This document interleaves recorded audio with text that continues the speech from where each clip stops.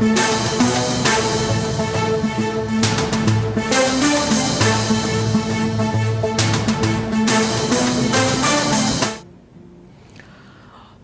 శ్రీవారి ఆలయంపై నుంచి మరో విమానం వెళ్లింది. అతి తక్కువ ఎత్తులో ఆలయ గోపురంపై నుంచి విమానం వెళ్లింది. ఆలయంపై నుంచి ఎలాంటి రాకపోకలు సాగకూడదని ఆగమశాస్త్ర నిబంధనలు చెప్తున్నాయి. తిరుమలను నో ఫ్లై జోన్గా ప్రకటించాలన్న టీటీడీ విజ్ఞప్తిని కేంద్రం పట్టించుకోవడం లేదు. ఇక శ్రీవారి ఆలయంపై నుంచి తరచూ విమానాలు వెళ్తుండటంతో భక్తుల్లో ఆందోళన నెలకొంది.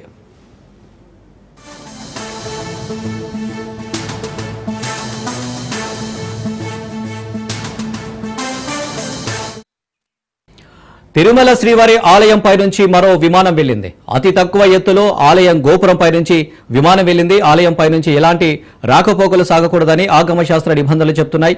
తిరుమలను నో ఫ్లై జోన్గా ప్రకటించాలన్న టీటీడీ విజ్ఞప్తిని కేంద్రం పట్టించుకోవడం లేదు. ఇక శ్రీవారి ఆలయంపై నుంచి తరచూ విమానాలు వెళ్తుండటంతో భక్తుల్లో ఆందోళన నెలకొంది. ఇక దీనికి సంబంధించి డీటెయిల్స్ సురేష్ అందిస్తారు. సురేష్,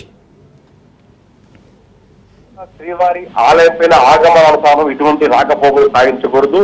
ఇందుకే డ్రోన్ కెమెరా కూడా నిషేధించారు. గతంలో పలుమార్లు తిరుమల తిరుపతి దేవస్థానం కేంద్ర విమానయాన శాఖ విజ్ఞప్తి చేసింది. తాజాగా ఇవాళ ఉదయం 9:30 మరో విమానం శ్రీవారి ఆలయం అతి తక్కువ ప్రయాణించడం భయాన్ని కలిగిస్తుంది.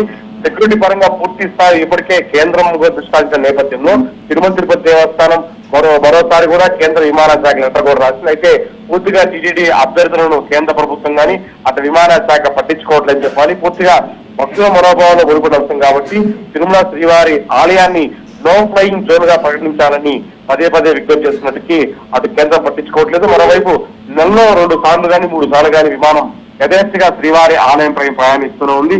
దీంతో భక్తులు కూడా ఆందోళన వ్యక్తం చేస్తారు. శ్రీవారి భక్తులు ఒకే డిమాండ్ చేస్తున్నారు. ఎందుకంటే శ్రీవారి ఆలయాన్ని తిరుమలలో నో ఫ్లయింగ్ జోన్ గా ప్రకటించాలని డిమాండ్ చేస్తున్నారు. ఆ రకంగా చర్యలు తీసుకోవాలని కోరుతున్నారు.